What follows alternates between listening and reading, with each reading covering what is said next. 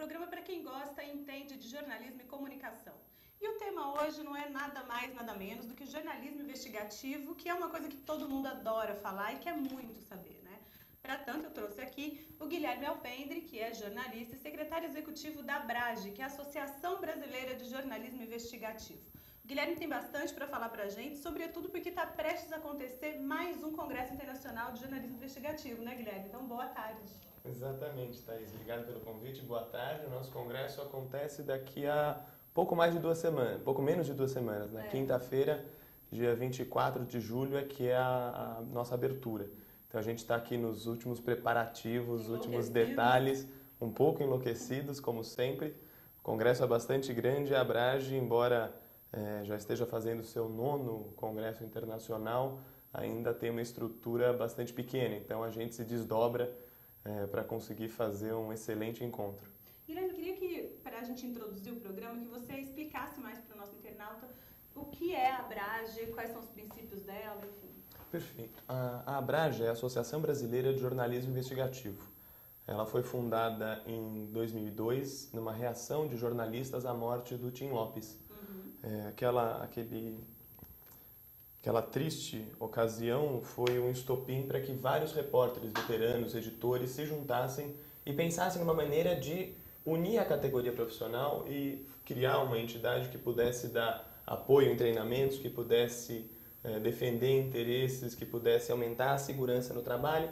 E aí, a partir de uma troca de e-mails, da qual participaram alguns dos meus atuais chefes, alguns dos diretores e conselheiros da ABRAGE, foi decidido que se criasse uma associação de jornalismo. Ela é inspirada em um modelo que existe nos Estados Unidos desde os anos 70, que é o IRE, Investigative Reporters and Editors, que funciona da mesma maneira. Um grupo de jornalistas que se une numa associação e elege uma diretoria que então trabalha fazendo projetos, desenvolvendo algumas ideias que ajudam o profissional a ser um profissional melhor e ajudam a categoria a ser um pouco mais forte, mais visível. E no caso da atuação da ABRAGE, que tem bastante olhos para a questão da segurança, também que seja uma atuação mais segura. Certo. Bom, no Brasil, o jornalismo investigativo tem muita gente que acha que ele está morrendo junto com o enxugamento das redações. Como que a ABRAGE enxerga isso? De fato tá, não tá? A ABRAGE vê com muitos bons olhos diversas iniciativas muito interessantes que têm aparecido recentemente. Então, claro, existe uma crise de modelo jornalístico, então existe uma crise de grandes empresas que têm grandes redações e que publicam grandes jornais com um pacote fechado de notícias que vem impressa no papel. Esse é um modelo que, realmente, com queda de anúncio, com diminuição de circulação, esse modelo está em risco, em crise. Mas, ao mesmo tempo, o que foi o estopim dessa crise nesse modelo foi o surgimento da internet. Então você tem, ao mesmo tempo, o remédio e o veneno, né? De repente, a saída para esse modelo em crise é apostar na área digital. E isso tem acontecido não só com grandes empresas que já têm tradição, mas também com iniciativas independentes e novas, com gente que está começando agora a atuar. Os coletivos, de repente, podem ser uma iniciativa. Também. Tem diversos modelos, diversas formas de tentar. O grande desafio, embora haja muitas tentativas e muitos projetos legais e muita reportagem boa sendo feita, o grande desafio é procurar um modelo de negócio. É achar algo que consiga remunerar de maneira justa o repórter que dedica semanas, dias, meses, horas, não sei, a uma boa reportagem que seja publicada na internet, ou via Facebook, ou no Twitter. Mas a ideia é como é que a gente consegue fechar a equação de remuneração desse trabalhador. Até porque, gente, reportagem investigativa, a reportagem em si é caro pra caramba para ser produzida, embora muita gente não saiba disso.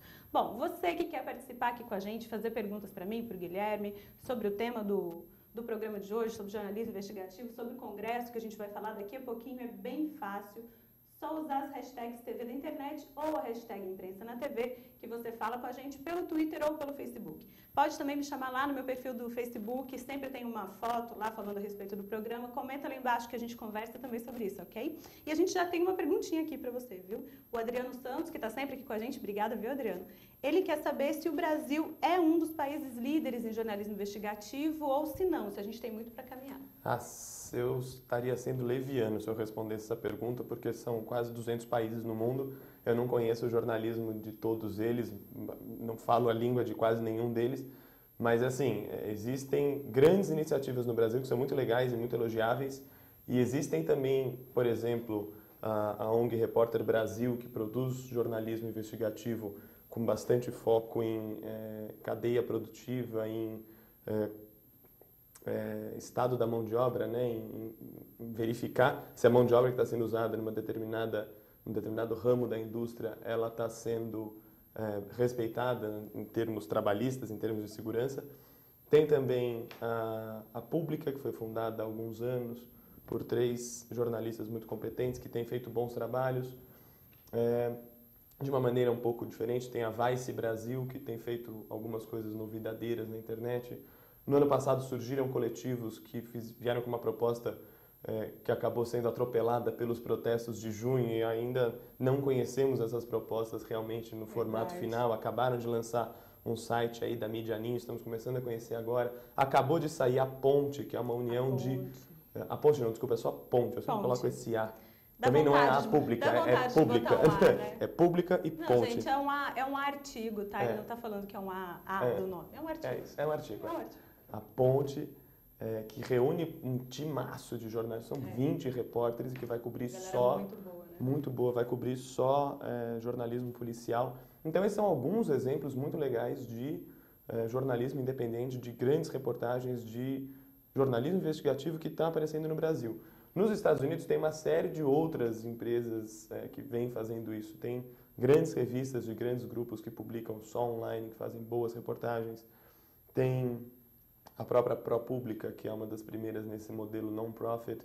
Tem toda a rádio pública dos Estados Unidos, que é muito grande, muito poderosa e é financiada, na maioria do seu orçamento, por ouvintes e por fundações que doam, não pelo Estado, embora o Estado também aporte alguma coisa. Tem iniciativas de rádio, tem uma rádio no Peru que chama Rádio Ambulante. Ela não fica no Peru, ela é uma rádio na internet, que também produz boas reportagens. Então, tem pipocado muitas coisas interessantes. Eu não saberia colocar o Brasil num ranking, Adriano, de qual é dos países, qual é em que posição o Brasil estaria em termos de desenvolvimento do seu jornalismo investigativo. Mas eu acho que estamos vivendo um momento bastante frutífero. Esqueci de outro, o Indie Journalism também, do Felipe Seligman, Breno Costa, também vai ser lançado agora, se é que já não foi há poucos dias, mas tá por aí. Então, estão aparecendo muitas coisas legais com gente muito qualificada. Isso não estou vendo aventureiros nesses novos projetos. Estou vendo gente com muita experiência que certamente já conquistou um lugar ali dentro do jornalismo brasileiro e que deverão fazer um excelente trabalho. Que é uma ótima notícia, né? Bom, para vocês que não sabem sobre o projeto Ponte, que a gente acabou de falar aqui, o Imprensa na TV, em sua última edição, entrevistou a Cláudia Belfort e o Bruno Paes Manso, que fazem parte da Ponte.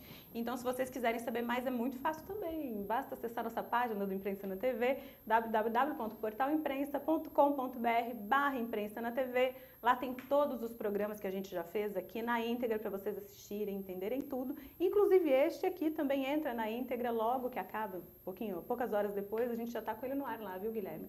Bom, queria saber agora um pouco do Congresso, né? Porque eu cheguei aqui, vou contar para vocês, o Guilherme estava enlouquecido lá no computador resolvendo problemas do Congresso do Abrage, né? Os percalços do caminho, vamos dizer assim. A produção de um evento desse não é fácil, Fazer né, um evento desse tamanho realmente bastante detalhe para a gente pensar, né? Desde passagens aéreas, reservas de hotéis, cuidado com tradução simultânea, com receptores, com conectores, com vídeo, testes. Eu vou sair daqui, aliás, e vou lá fazer uma visita técnica na Anhembi Morumbi, né? O nosso 9º congresso vai ser em São Paulo de novo. O 8º congresso do ano passado foi no Rio de Janeiro, foi uma conferência global muito grande.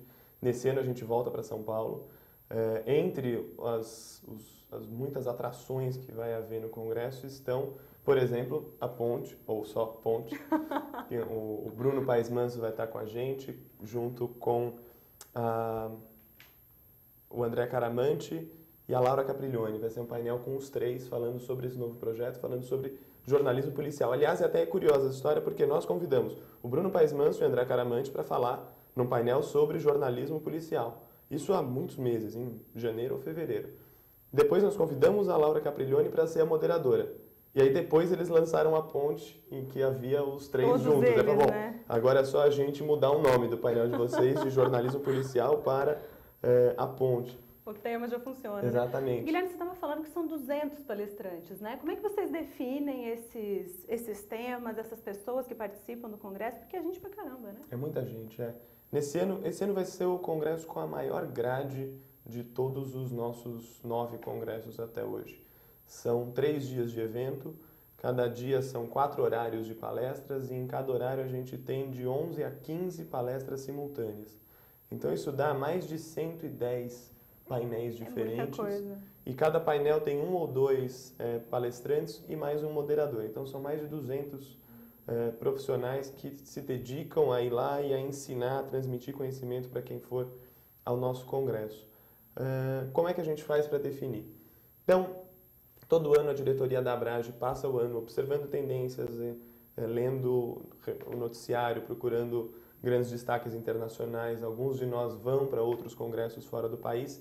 E aí a ideia é trazer um pouco daquilo que pode ser útil e inspirador para jornalistas brasileiros. A ideia é que jornalistas brasileiros tenham acesso a ideias novas e com essas ideias possam fazer um trabalho sempre melhor. Então, por exemplo, nesse ano a gente vai trazer dos Estados Unidos um pessoal da rádio pública americana, da NPR, National Public Radio. O pessoal fez uma reportagem sobre uma camiseta. Como é que foi a reportagem? Eles fizeram um crowdfunding na internet e falaram, olha, vocês querem uma camiseta? A gente vende a camiseta para vocês por $20. Só que além da camiseta, a gente também vai entregar uma reportagem sobre como a camiseta foi feita. Uau. E eles conseguiram arrecadar muito mais do que eles esperavam e fizeram uma reportagem multimídia que tem vídeo, tem áudio, tem texto, tem fotos maravilhosas e você navega num site especial em que eles fazem a camiseta desde a compra do algodão, e aí contam a história do algodão nos Estados Unidos, a situação das fazendas. É um programa de economia. Como estão as fazendas, como era o algodão, como é o ciclo do algodão nos Estados Unidos.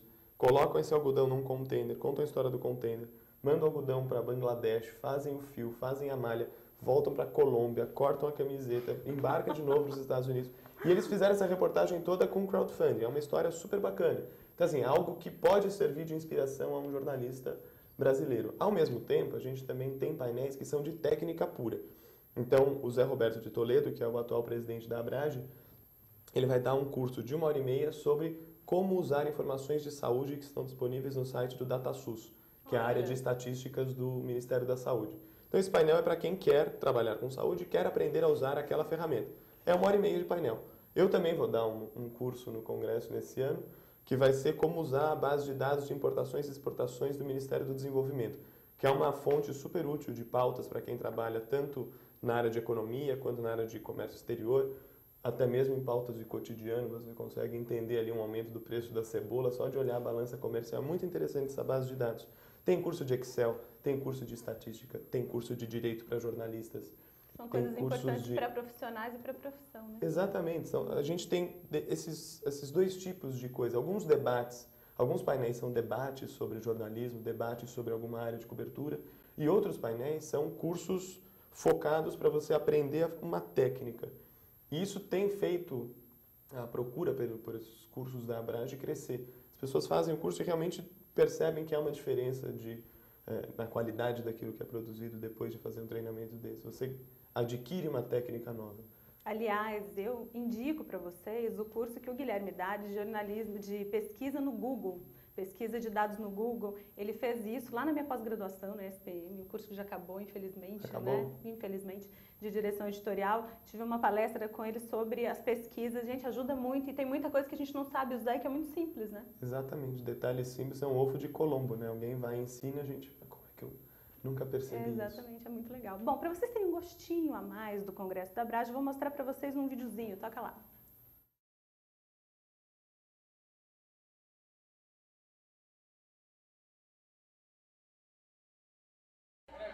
Porque o repórter que pensa que ele é um lobo solitário, ele acaba só como solitário. Ele depende de uma estrutura de retaguarda, que se ele não tiver, ele sozinho não vai conseguir nada.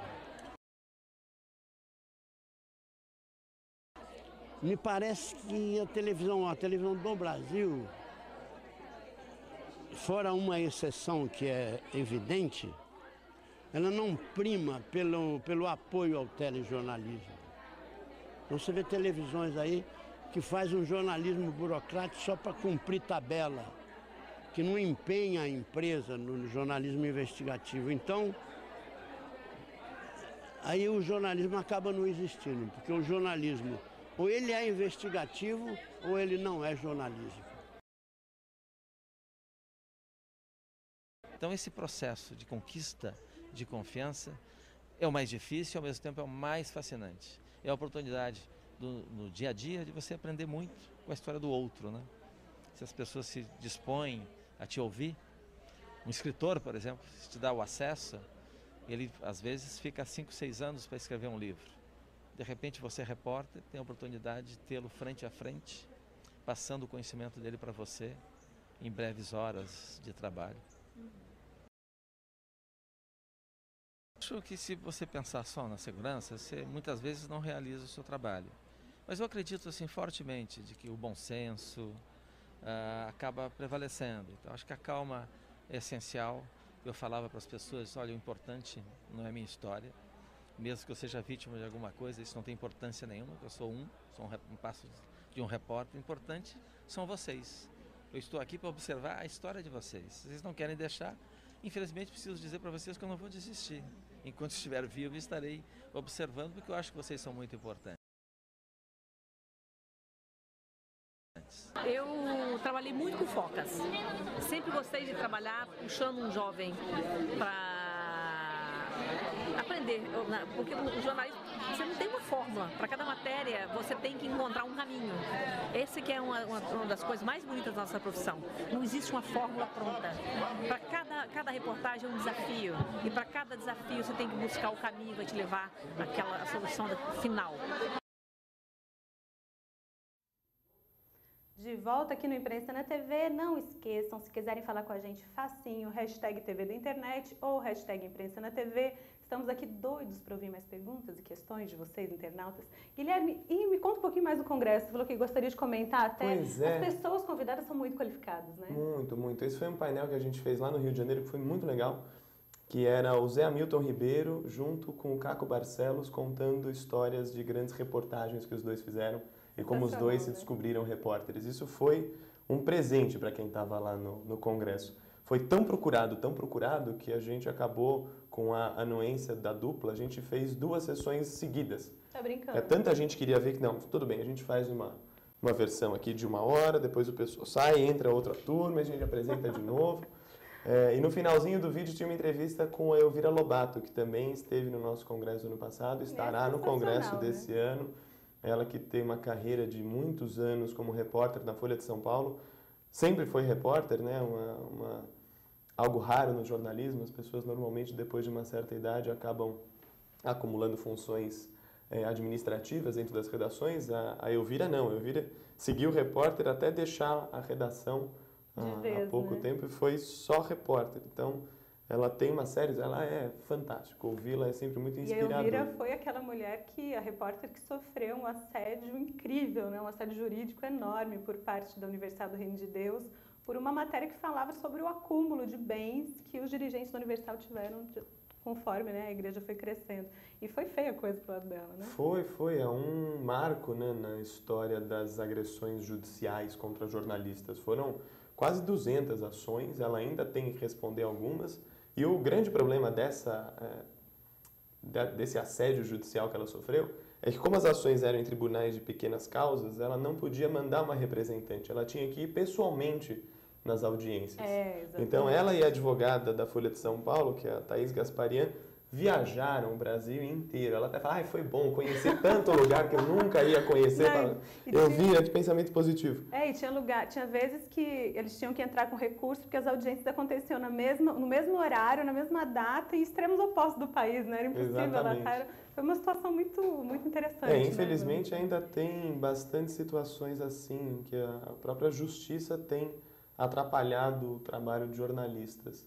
Então, casos de censura judicial têm sido muito frequentes, infelizmente, e a gente, a Abrage, está até se preparando com um projeto novo, que eu ainda não posso falar muita coisa, que talvez a gente faça o lançamento lá no Congresso, mas a ideia vai ser monitorar esses pedidos judiciais de remoção de conteúdo, principalmente durante o período eleitoral.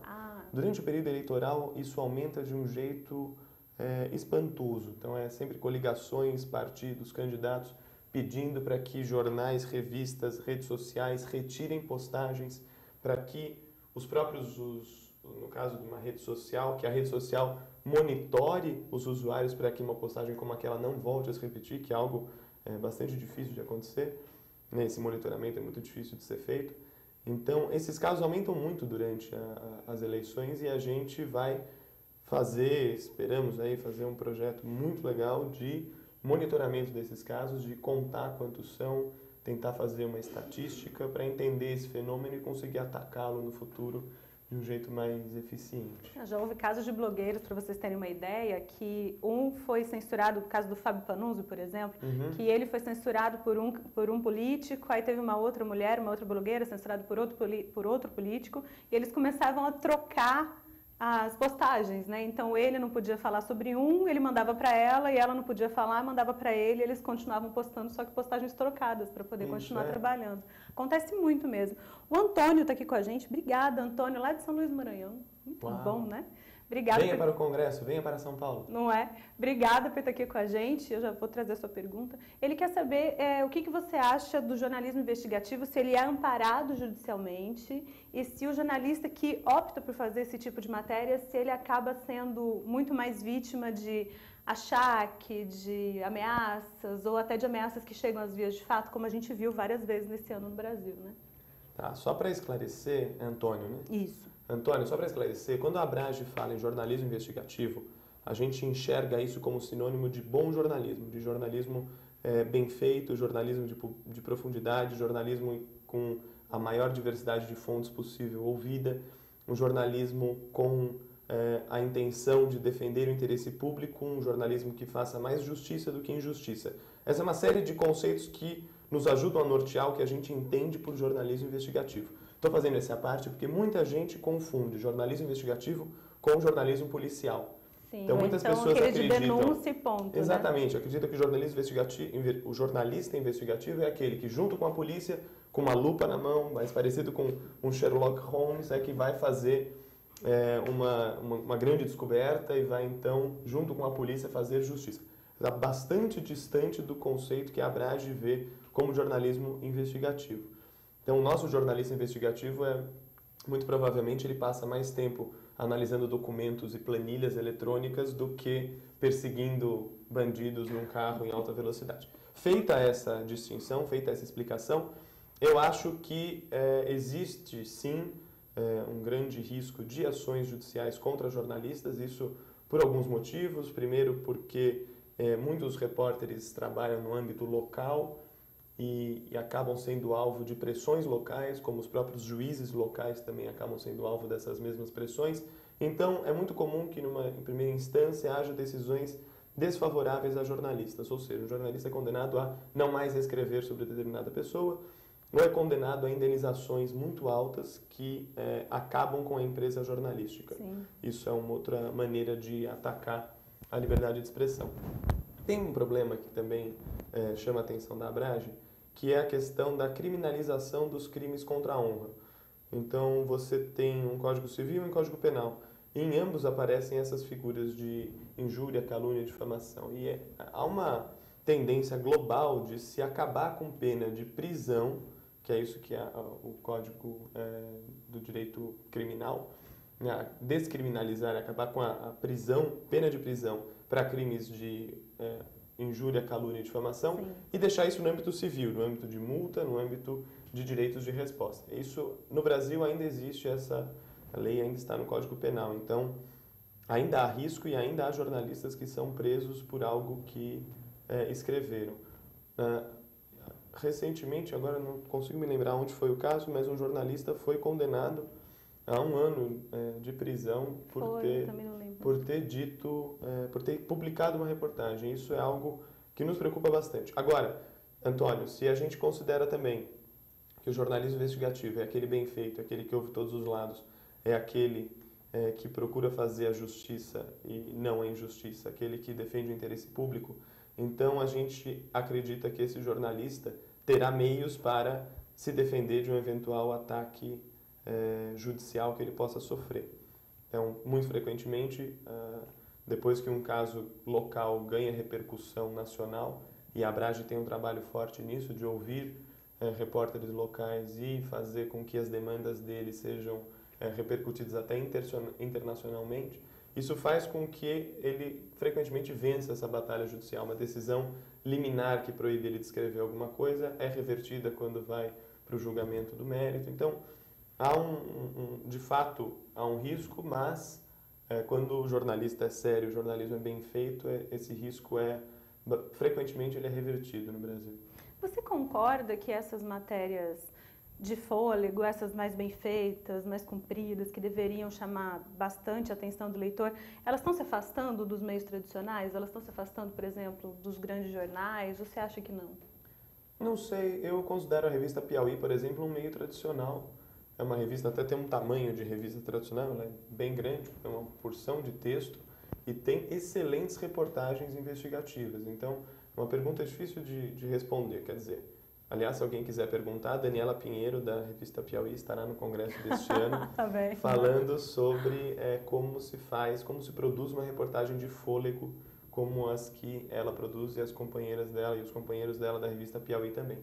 Então, assim, no jornal, o que o jornal está fazendo? O jornal está procurando o seu nicho ali, tentando adaptar o seu formato às necessidades de pessoas que hoje são muito diferentes do que eram os leitores há 50, 60 anos. Então, hoje a pessoa precisa, talvez, ler uma informação mais curta, mais rápida, em blocos separados de informação, opinião.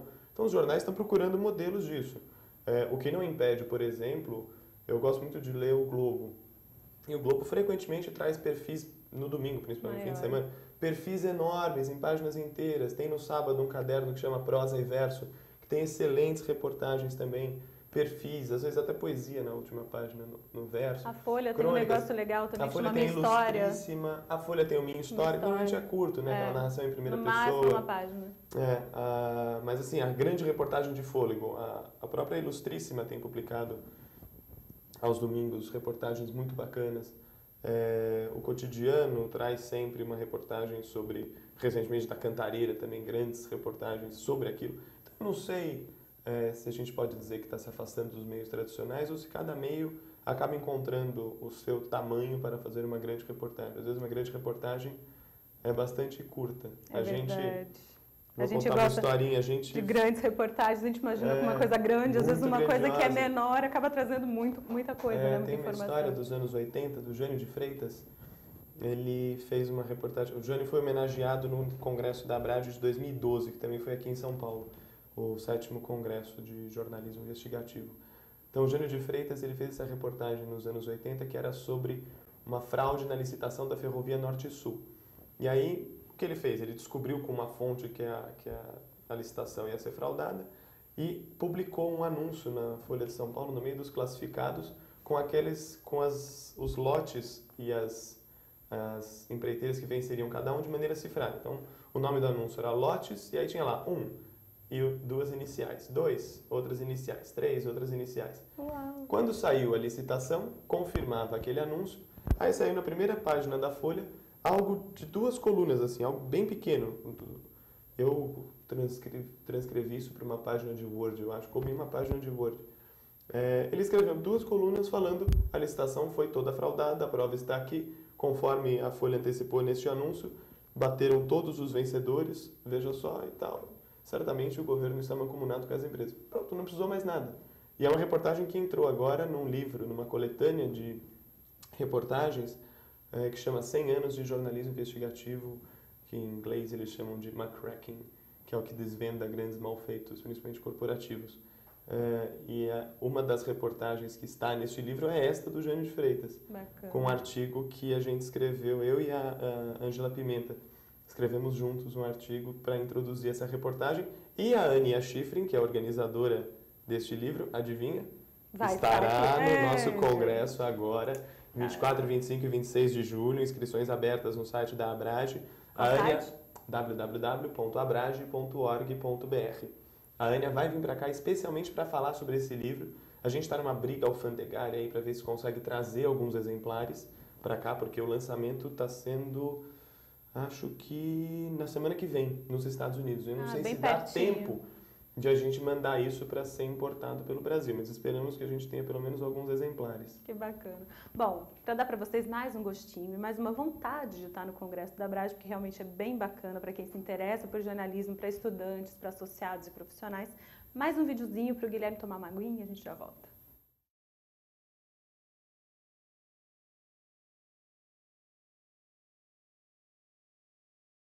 Eu acredito profundamente que todas as pessoas têm uma história fascinante para contar, né? Tem gente que diz, quando alguém diz que sua vida dá um romance, fuja, né? Eu não, eu corro para perto, assim.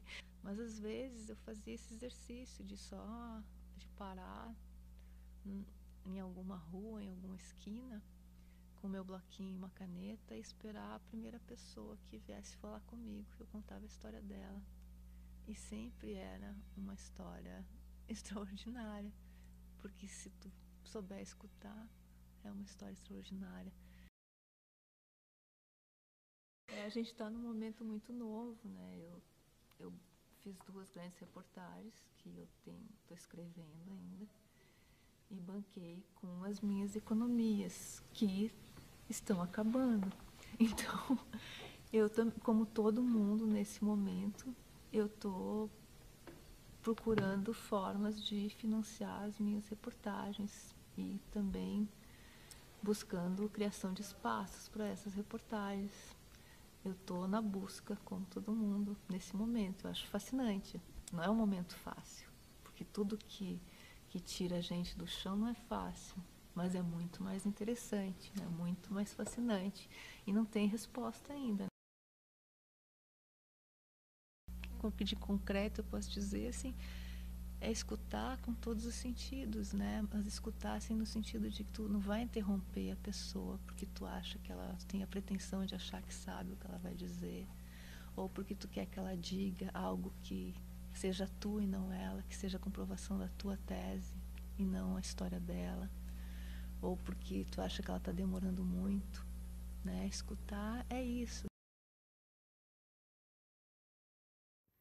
De volta aqui com a Imprensa na TV e para informação de vocês, Eliane Brum estará no Congresso Internacional de Jornalismo Investigativo agora nos dias 24, 25 e 26 de julho em São Paulo. A Eliane vem contar como é que está sendo ainda, né? Quando ela chegar lá vai ser como foi, a experiência de pela primeira vez cobrir futebol. Ela nunca tinha feito essa cobertura Folha, e ela está fazendo uma cobertura muito legal para a Folha de São Paulo. As colunas que ela tem escrito para o El País Brasil também são sobre futebol. Ela tem dado um olhar todo novo para, por exemplo, uma de que eu gostei muito foi sobre o que acontece antes da coletiva da CBF. Então, quem é o cara que testa o microfone, o cara que controla a entrada dos jornalistas, como eles se inserem naquele meio. Uma coluna saborosíssima que a gente não... Desculpa, que a gente, não a gente pensa, nunca né? leria na crônica. Claro, a crônica esportiva está interessada na coletiva, não na mise-en-scène daquelas pessoas. Isso foi muito legal. E a Eliane topou, ela estava com um pouco de receio. Eu nem sei como é que eu vou falar de uma coisa que eu nunca fiz, nem sei se vai ser bom e tal. E ela topou o nosso convite e vai vir falar sobre isso. E mais do que isso, a Eliane também vai... a gente convidou ela para ser coordenadora de uma mesa. Então, a gente, às vezes, tem padrinhos de mesas. Os jornalistas têm um interesse e eles vão lá e apadrinham uma mesa e escolhem a programação, montam a programação. Então, a Eliane fez um painel com o Laerte Coutinho, ou a Laerte Coutinho, e a Letícia Lanz, para falar justamente sobre cobertura da diversidade sexual, como a diversidade sexual aparece na imprensa, qual é a luta das pessoas que defendem o gênero queer para que a imprensa cubra isso com mais respeito e com mais retidão, né? Enfim, retidão, que siga, que chame as coisas pelos seus nomes corretos, né? É um assunto que ainda desperta muito tabu, ainda é cercado de tabus, desperta alguns receios e alguns preconceitos. Então a ideia desse painel é mostrar para o jornalista, olha, em casos assim, as questões devem ser tratadas desta maneira e não desta, porque é assim que as coisas são. Então também imagino que vai ser um debate muito legal, mesmo porque a Letícia e a Laerte têm uma relação muito próxima com a grande imprensa e entendem muito como é que essa grande imprensa funciona e vão certamente fazer uma análise muito bacana. Um outro padrinho de mesa é o João Paulo Charlot, que é foi repórter do Estadão há muito tempo, já trabalhou com a Abrage em alguns projetos, com estudantes principalmente, e agora trabalha na Conectas Direitos Humanos. Ele está cuidando de uma mesa que ele inventou, que é muito interessante, que chama Ops, Errei. Então, são grandes jornalistas contando que também eles escorregam. Estão confirmados Clóvis Rossi,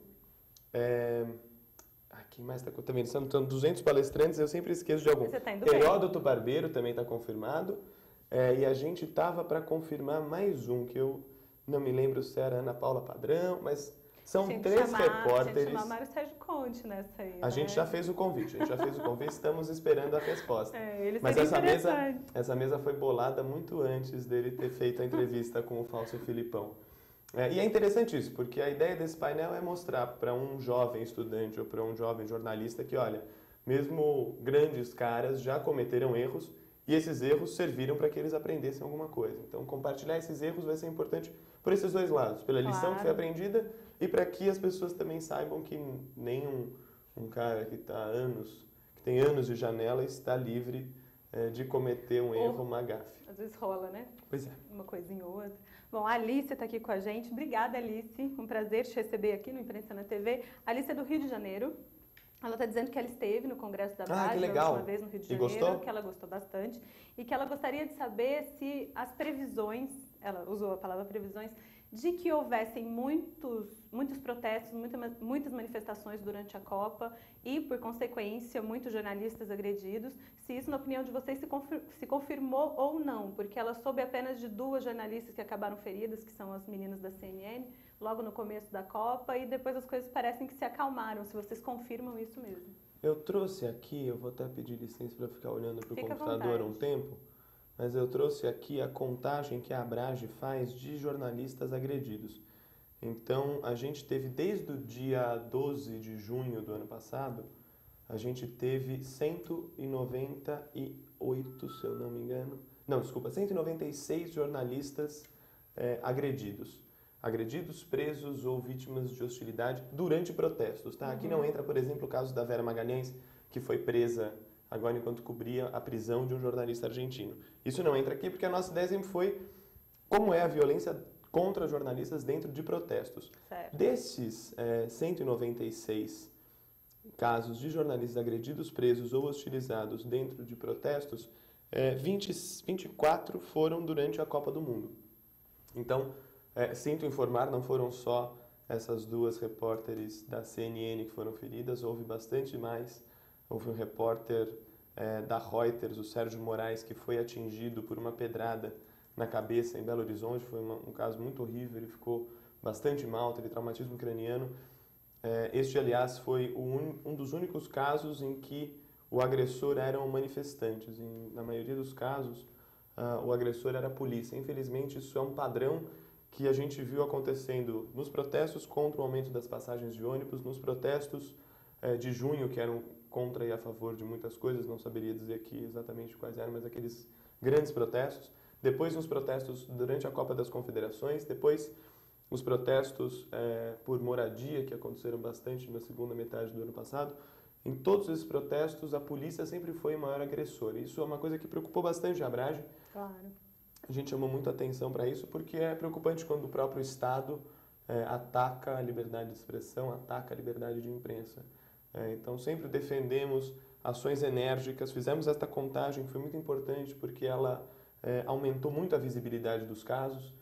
Então, entidades internacionais passaram a olhar para o caso do Brasil. A CPJ fez um relatório, o Comitê de Proteção a Jornalistas acabou fazendo um relatório só sobre o Brasil. Então, nós trabalhamos muito próximos dele, então sempre que acontece alguma coisa, a gente envia essa contagem para eles. Esses jornalistas de que eu estou falando, eles são tanto de veículos tradicionais, de grandes televisões, são de portais, são de coletivos novos. A gente realmente não fez nenhuma distinção. Quer dizer, uma pessoa que estivesse lá cobrindo o protesto com uma câmera para colocar na página do Facebook dela mesma, porque ela acredita que ela é um repórter, ela acredita que ela tem um papel de transmitir uma informação de um lugar para outro, a gente contou essa pessoa também como um comunicador agredido, ferido ou que teve o seu direito de cobrir uma manifestação cerceado por violência, por prisão, por hostilidade. Foram casos gravíssimos, casos terríveis.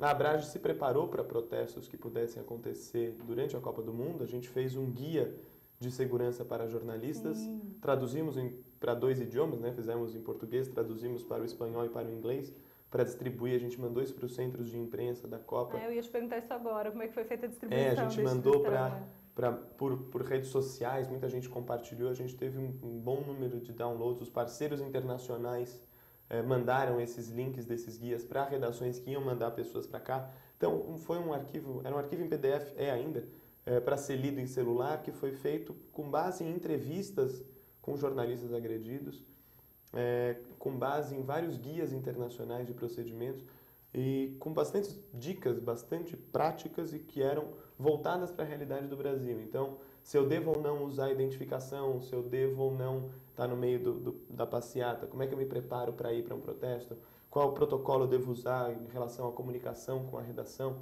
Então, teve uma série de nuances do que uma pessoa pode fazer para se proteger, para evitar uma prisão, uma agressão, uma hostilidade durante um protesto. A gente compilou nesse guia. Felizmente, a previsão de muitas pessoas não se realizou e houve muito menos protestos e protestos muito menos violentos do que no ano passado, né? Tanto para jornalistas quanto para a população em geral.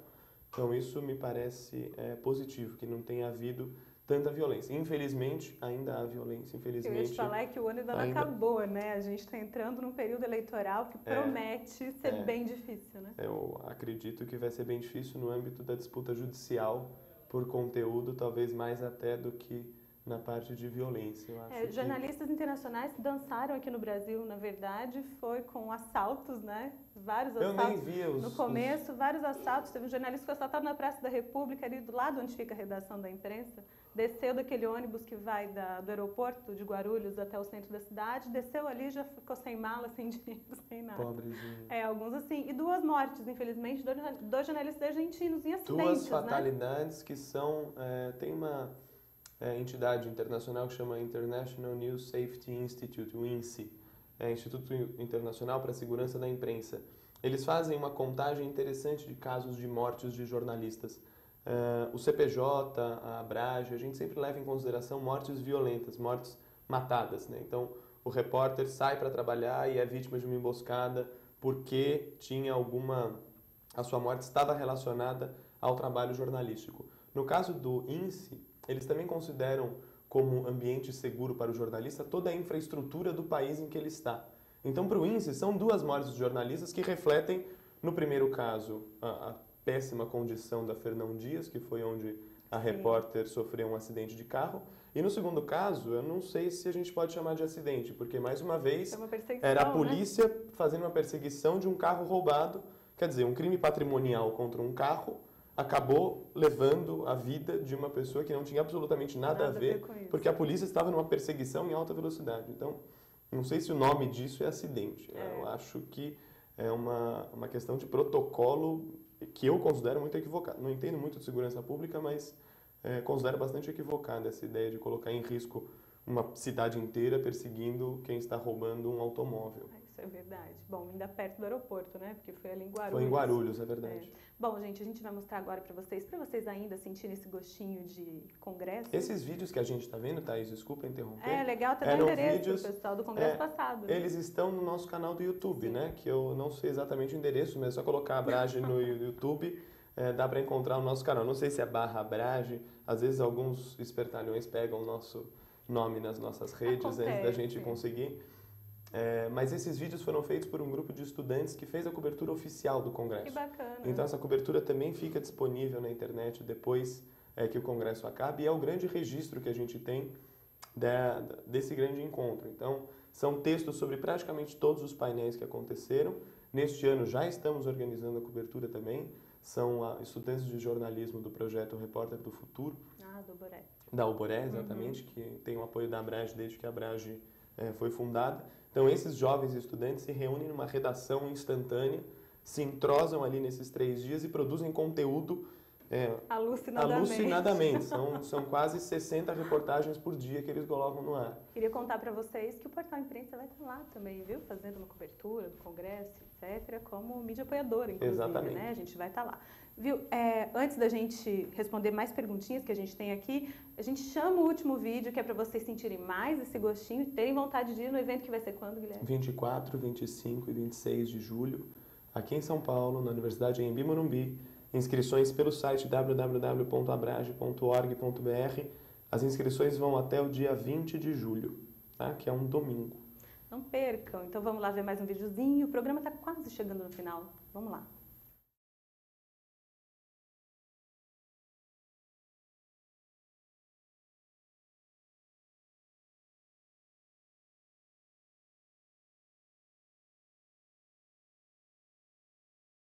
Que quem quer dar informação de qualquer natureza, sigilosa, oficial, pública, declarações, opiniões, etc.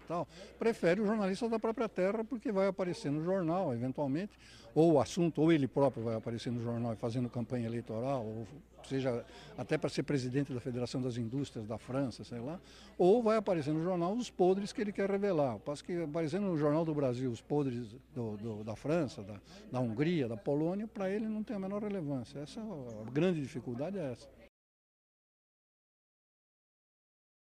Mas mesmo que você tem que tomar aqui dentro, você tem que checar com 1, 2, 3, 4, 5, 10 fontes, contrastar cada informação com uma porção de gente. E de saída, o primeiro passo é o seguinte, sabe, qual é o interesse da pessoa naquela informação. Se a informação dada é contrária, teoricamente contrária aos interesses dela, você já toma com mais segurança, porque não teria sentido ele dar uma informação que o contrariasse. Mas mesmo assim você tem que contrastar com 300 outras fontes, com quantas fontes for possível contrastar.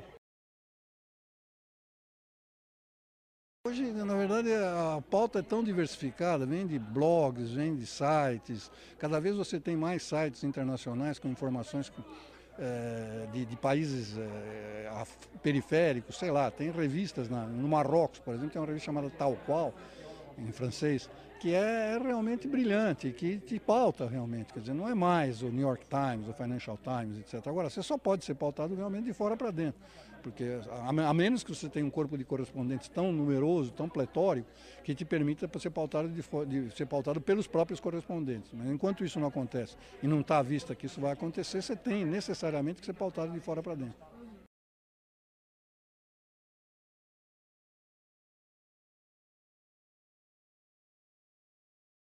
É muito difícil. Em primeiro lugar, você para informar sobre o Vaticano deveria ter estudado pelo menos elementos de teologia, de psicologia, porque é um mundo muito hermético, muito de segredo, não tem fontes. Aí então tem que ter um pouco a habilidade do jornalista de buscar fontes indiretas para poder saber alguma coisa, porque diretamente não tem informações. É uma coisa completamente oficial. Os bispos lá eles não falam. Então, você tem algum amigo que de vez em quando te conta. E, sobretudo, é importante a interpretação, saber interpretar os documentos e mesmo a informação oficial. Por isso eu falei que tinha que estudar semiótica, para saber o que falam sem falar. Porque às vezes falam sem falar. Então aí é por isso que é a informação mais difícil de cobrir a do Vaticano.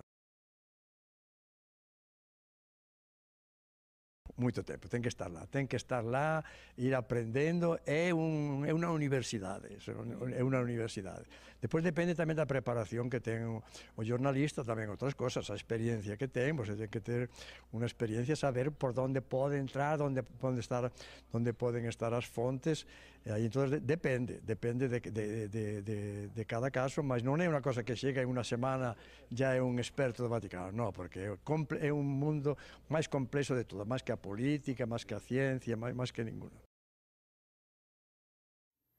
De volta aqui com a Imprensa na TV, quase no final do programa, infelizmente. Passa rápido ou não passa, Guilherme? Passa super rápido. Eu tinha um monte de coisa para falar desse vídeo, vou pular. Porque afinal, Juan Arias também vai estar no nosso congresso esse ano. Aliás, de novo. como ele estava falando, o são 200 Rossi. Palestrantes, né? 200 palestrantes, todo mundo vai estar lá, não tem jeito. São 200 jornalistas no país praticamente, então vai estar todo mundo lá. 200 grandes jornalistas. Guilherme, eu queria que você desse de novo o site de vocês, as datas e a forma de inscrição para as pessoas poderem ir atrás de vocês e se inscreverem para o congresso, porque vale muito a pena, gente. Vocês devem estar lá, porque é importante para a carreira, é importante como curiosidade, como... Para fazer contatos. Não, exatamente. Network é tudo nessa vida, né? Então... Todo mundo fica lá. A gente tem uma área especial de circulação de pessoas cuja ideia é exatamente aproximar pessoas com interesse em comum. Então, o congresso funciona assim. Primeiro, rápida explicação. Como eu disse, em cada horário a gente tem 11 a 14 painéis que acontecem ao mesmo tempo. E aí, como é que eu faço para escolher? Você escolhe antes. Então, você entra no site www.abrage.org.br, faz a sua inscrição, faz o pagamento da taxa de inscrição e aí você tem acesso a montar a sua própria grade. Então, você vai lá e olha, primeiro horário, tem essas 14 palestras, o que me interessa daqui? O Juan Arias, pum, escolhi. No segundo horário, pum, escolhi, pum.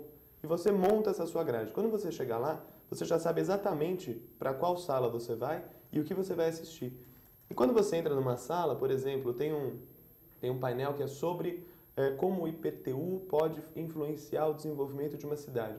Vêm especialistas do Instituto Lincoln, que é um instituto internacional que se dedica à política urbana, e esses especialistas vão passar 1h30 discutindo como o IPTU é uma ferramenta de